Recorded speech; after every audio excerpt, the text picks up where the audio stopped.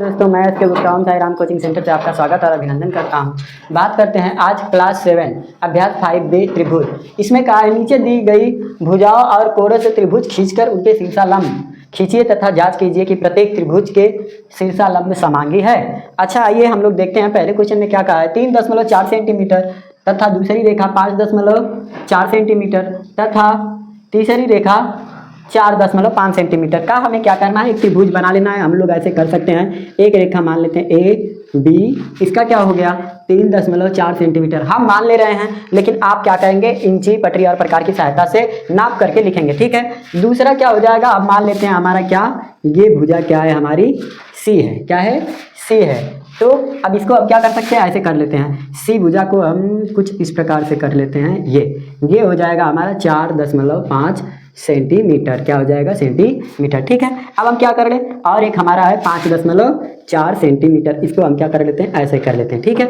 अब इसको ऐसे करने के बाद हम यहाँ पे सी रख देते हैं, ये हो जाएगा हमारा 5.4 सेंटीमीटर, ठीक है।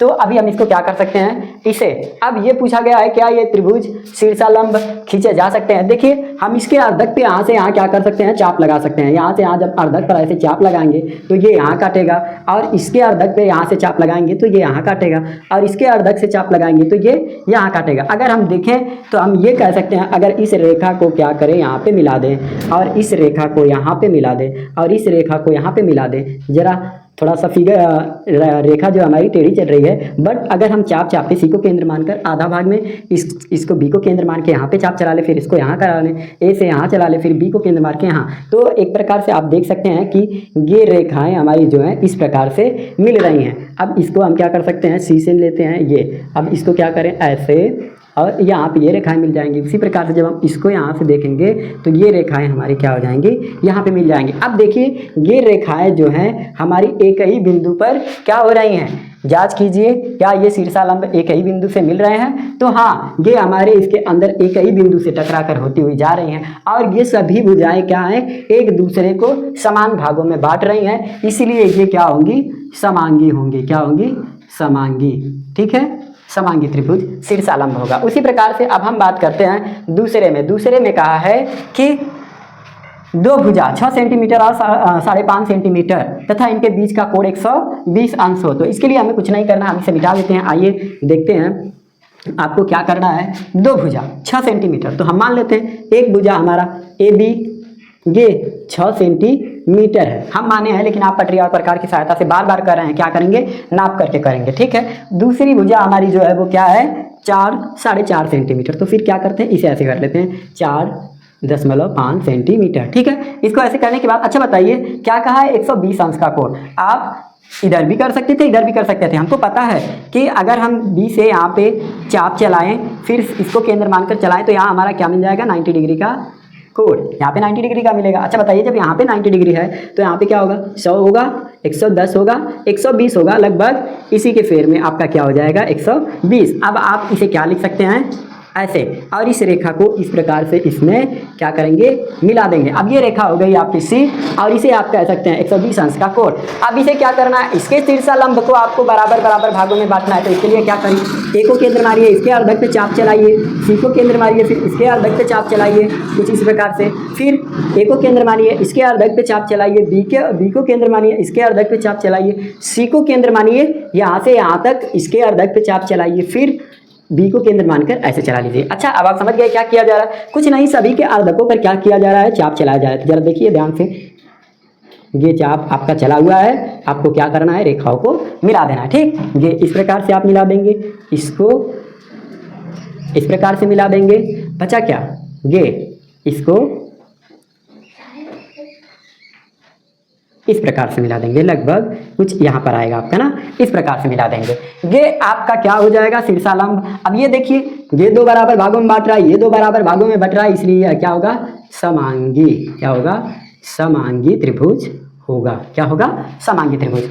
आप लोगों को समझ में आ रहा होगा हम क्या कर रहे हैं। हाँ, हम चांदे की प्रकार से आपको सॉल्व करके नहीं बता पा रहे हैं, लेकिन मान करके बताया जा रहा है। आप पटरी और प्रकार की सहायता से घर पे सॉल्व करेंगे। सी को केंद्र मानकर अर्धक चाप चलाएंगे, यानी दो बराबर भागों में, ए को केंद्र मान करके इसको, फिर इन रेखाओं को क्या करेंगे आंतरिक भागों में मिलाकर देख सकते हैं। अब हम बात करते हैं पहले के तीसरे क्वेश्चन की तरफ चलते हैं। दो भुजाएं 5 सेंटीमीटर और 4 सेंटीमीटर, ठीक है।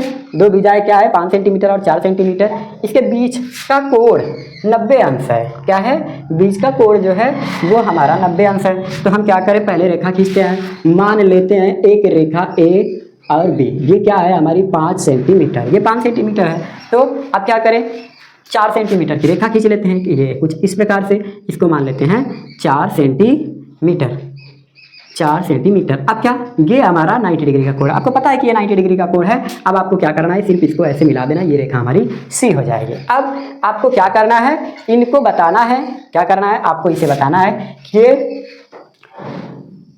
शीर्षालंब कोण है या समांगी है या नहीं। फिर से क्या करेंगे, ए को चाप मान करके यहाँ पे चलाएंगे, बी को सी को चाप मान के यहाँ, ए को चाप मान करके यहाँ लगना प्रकार से आप कर सकते हैं। फिर उसी प्रकार से सी को चाप मान करके यहाँ पे चलाएंगे, इसके अर्धक बी को चाप मान करके यहाँ पे, फिर बी को चाप मान करके यहाँ पे और सी को केंद्र मान करके यहाँ पे चाप चलाएंगे। अब क्या करना है, सिर्फ आपको इन रेखाओं को क्या करना है, मिला देना है। जरा देखिए, जब यहाँ से आपकी रेखा जाएगी तो ये कहाँ पर जाएगी, यहाँ पर जाएगी, ठीक। और जो ये रेखा आपकी आएगी वो कहाँ पर आएगी, ऐसे मान लिया जाए यहाँ पे आएगी। अब ये वाली रेखा आपकी कहाँ चली जाएगी, यहाँ पे। देखिए सभी रेखाएं जो है एक ही बिंदु पर क्या हो रही हैं, मिल रही हैं। और ये एक त्रिभुज को 2 बराबर भागों में बांट रही है, इसलिए क्या होगी, समांगी त्रिभुज होगी। ठीक है, आपको समझ में आया। अब बात करते हैं चौथे की। चौथे में देखिए क्या कहा है।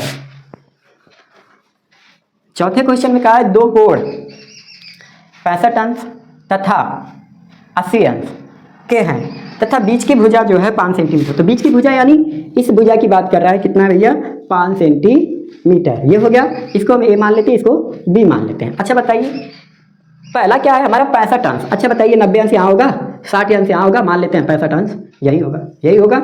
चलिए आइए मान लेते हैं हमारा 65 अंश का कोण ये है, ठीक। अब 80 अंश, अच्छा बताओ 90 अंश यहाँ होता है तो 10 अंश घटेगा तो यहीं आएगा, 10 अंश बढ़ोगे।